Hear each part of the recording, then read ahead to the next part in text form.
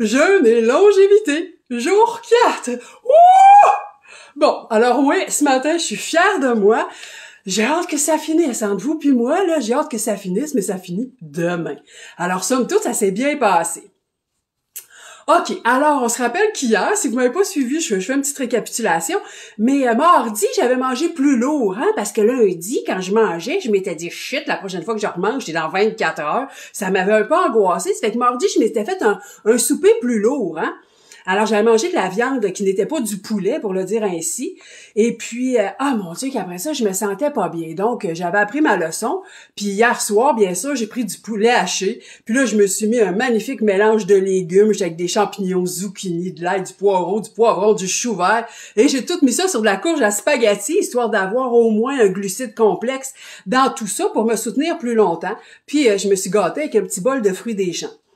Donc, ça, c'est finalement ce que j'ai mangé en dehors, en des sachets, hein, que je vous parlais. Tu sais, ça arrive comme ça, là, ce que je vous montrais, là, tu sais, qui arrive dans le iFast. Alors, bon, fait que voici comment ça s'est passé. Maintenant, comment ça va aujourd'hui, comment ça se passe. Bon, alors, de nouveau, je peux te jurer qu'hier, moi, d'habitude, je fais le 16-8. Excuse-moi. Donc, je suis habituée de manger à midi, puis mon corps, il me le rappelle. Fait que de midi à 5, c'est tout le temps difficile. Je suis chanceuse d'avoir un emploi que j'aime, qui me demande beaucoup de concentration. Fait que pour peu que je me remette à travailler, je réussis à oublier. Puis vers 4 heures, oui, t'entends bien, je sais pas si toi t'es quelqu'un qui mange tard, mais d'habitude, je mange plus tard que ça. Vers 4 heures, je commence à couper tous les légumes, histoire de, tu sais, de commencer à manger avec les yeux, tu sais, puis à 5h30, je te jure que je suis devant mon assiette. Pourquoi je fais ça? Pourquoi je m'impose ça? Franchement, c'est quoi l'idée en arrière de ça? Si c'est dur, si j'ai faim, pourquoi je fais ça? Écoute, moi, dans mon histoire de vie, j'ai pesé 265 livres.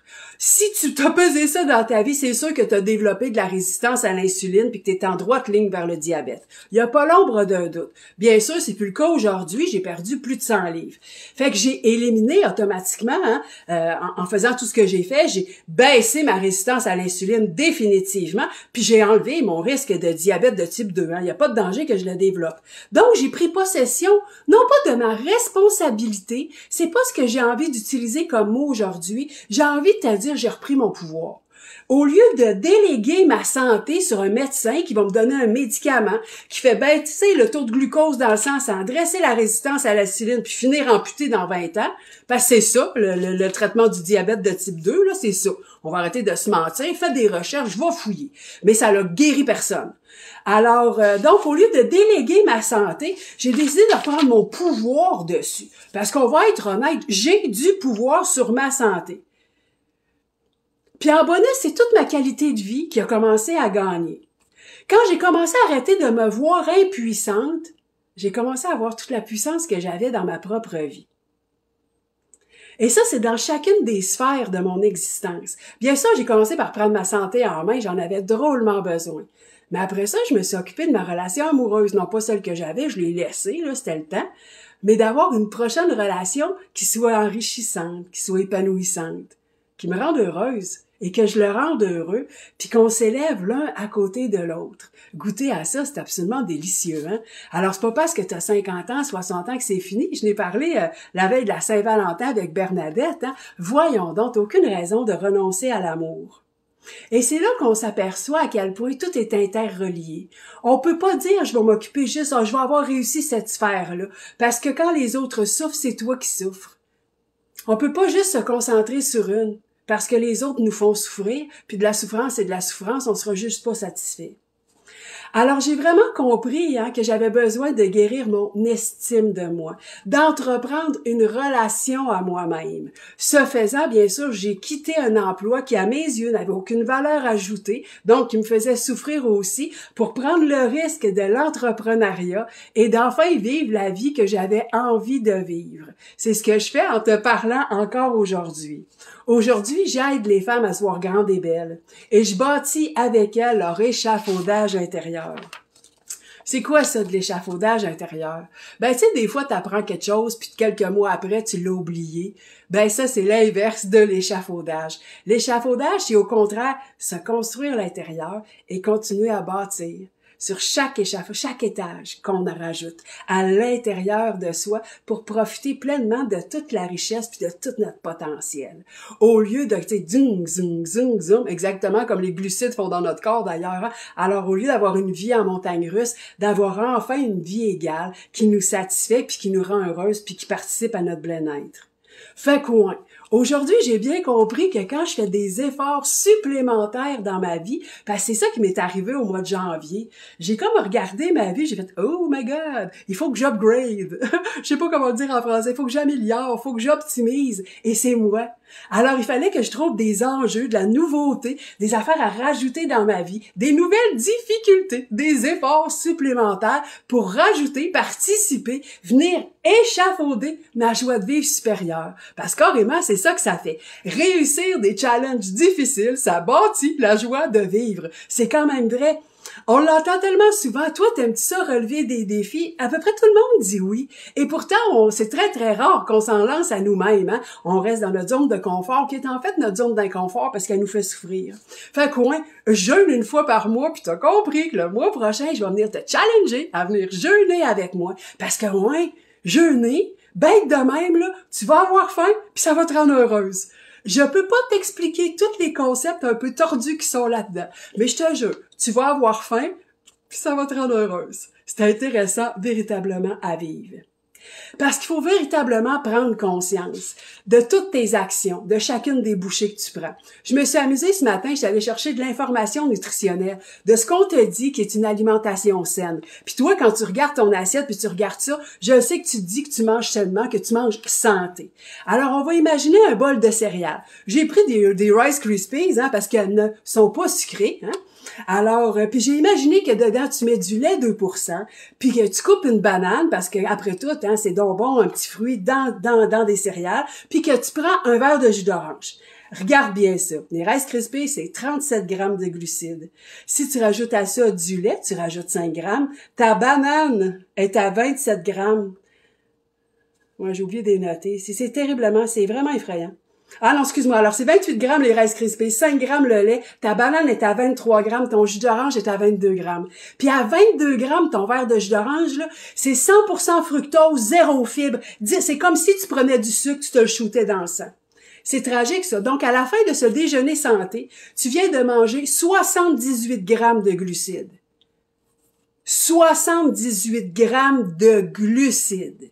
Je dis, quand on s'y arrête pendant 3 secondes et quart, ton bol de céréales, là, il est loin d'être santé. Il te booste ça, puis on se rappelle, moi, je me bats quand mes prises de conscience avec toi, c'est pour te faire voir la résistance à l'insuline, là. Tu sais, je veux dire, Colin, faut-tu que je le répète? Diabète, cancer, Parkinson, troubles érectiles, diabète de type 2, j'ai-tu nommé l'Alzheimer? Moi, c'est celle qui me fait le plus peur. Je veux dire, sérieusement, là. Alors, ton petit bol de céréales, il est absolument pas santé.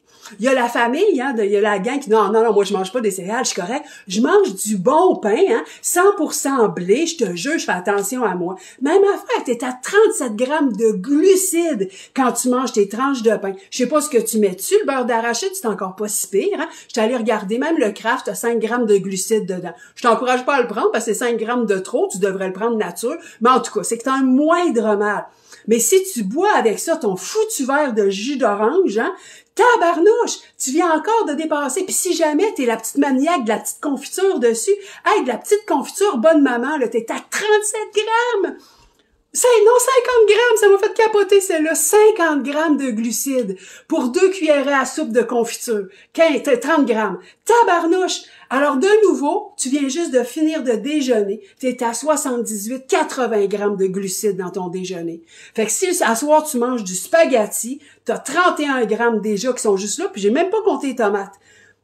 Tu vas avoir 54 grammes si tu es en train de manger du pâté chinois. Si tu bois avec ça un verre de liqueur, tu viens de que ce soit 7-Up ou Coke, qui se sont mis égales, tu es à peu près à 38 grammes du verre. Alors, tu t'en vas vers 200, 300 grammes. Puis si le soir, tu grignotes des chips, tu viens d'en rajouter.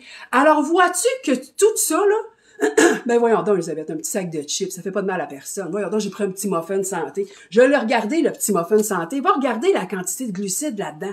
Ah ben voyons donc, un petit peu de bonbon, ça fait pas de mal à personne. Non, non, ça s'accumule dans ton sang, puis ça l'écrit ton avenir, puis ton avenir, c'est la résistance à l'insuline avec je sais pas comment ton corps, lui, il va le développer. Mais c'est ça que tu mets la table. Que tu mets la table pour toi, tu mets la table pour ces maladies auto-immunes-là. J'ai envie de faire ça comme ça. À quel moment, toi, tu te réveilles? À quel moment?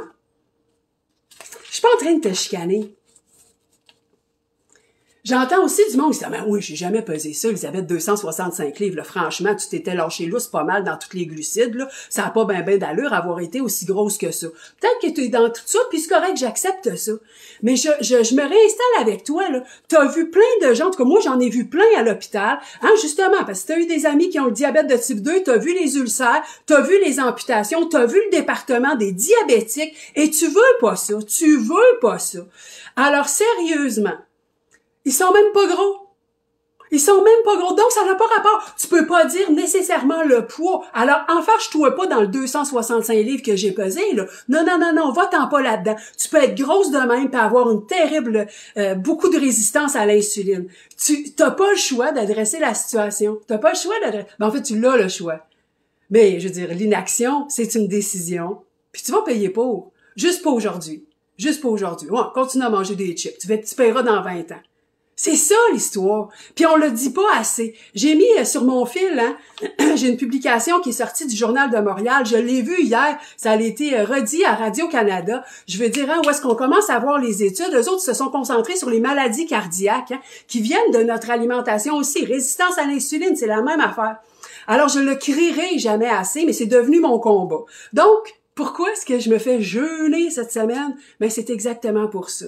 Moi, mettre la table pour ces maladies-là, non, non. Et non seulement je ne mets pas la table, mais je me recule de la table. Je change, je prends mes actions, je reprends 100% ma puissance intérieure. Je te parlais de responsabilité, on l'a moins le mot. Alors, je prends ma puissance, je prends ma force, je me l'approprie et je m'impose des changements. Difficiles, ouais, mais qui me réjouissent puis qui me rendent de la fierté, qui me montrent ma force de caractère, puis ça, j'aime ça. Ça, c'est terriblement puissant. C'est moins vieillir qui nous rend malade. Pourtant, on l'entend. « Oh, il n'y a plus 20 ans, j'ai mal partout. » C'est moins vieillir qui nous rend malade que nos habitudes de vie puis nos habitudes alimentaires. C'est ça, la réalité. On veut pas l'entendre, on veut pas la voir. On aime beaucoup ça faire l'autruche. Hein? Avec notre assiette, on fait l'autruche. On mange nos belles petites céréales, on met notre banane dedans, on cale notre jus d'orange, puis on mange santé. Puis on vient d'enfiler 80 grammes de glucides. Le jeûne 16-8, ça dépend de toi. C'est pas si dur à implanter. C'est sûr qu'au début, tu vas peut-être avoir une couple de bactéries qui vont avoir faim de glucides. Tu peux passer par-dessus. Alors, le 16-8, tu peux entreprendre ça très, très facilement, te mettre à manger 2 repas par jour, à ton goût, assure-toi d'avoir les protéines nécessaires, puis enjoy. Tu vas avoir une grande, grande, grande différence dans ton énergie. Puis bien sûr, le mois prochain, je vais venir te challenger pour un 23 sur 24, c'est-à-dire manger pendant 1 heure. Hein, puis tu vas voir que même si je te dis de mange ce que tu veux, faible en glucides, mais mange ce que tu veux, tu vas voir que ton corps, il s'est tellement adapté à ce jeûne-là que tu vas vouloir manger léger de toute façon. Je l'ai essayé, j'ai payé le prix. Alors, je sais que tu vas vivre la même chose dans ton corps. Le jeûne 23 sur 24, bien sûr que c'est une solution, 1 fois par mois. C'est un défi à relever. Ça nous donne de la force, ça nous prouve qu'on est capable et surtout, ça nous recule de la table, de la résistance à l'insuline. Tu as le pouvoir, tu n'es absolument pas impuissante, tu n'as aucune raison de déléguer ta santé quand tout ce que tu as à faire, c'est poser des actions. T'as compris, si je te dis de jeûner avec moi, c'est parce que je vais pas te laisser tout seul dans ton coin. Hein? Je fais ça avec ma collaboratrice, mon associé. On vous rentre dans un groupe et ensemble, on va le faire. Ensemble, on va jeûner et ensemble, on va se faire du bien et on va prendre conscience de ce à quoi on est en train de dire non dans notre vie, dans notre santé, dans notre puissance, dans notre bien-être, pour au contraire se dire oui à tout le potentiel de notre vie. Parce que quand on voit notre force de caractère, on commence à avoir envie de contaminer les autres sphères de notre vie. On commence à vouloir plus de joie de vivre, de relations profondes et sincères, d'abondance, et on commence à accepter que, ouais, on a le droit de tout avoir dans la vie. Tu as le droit de tout avoir dans la vie.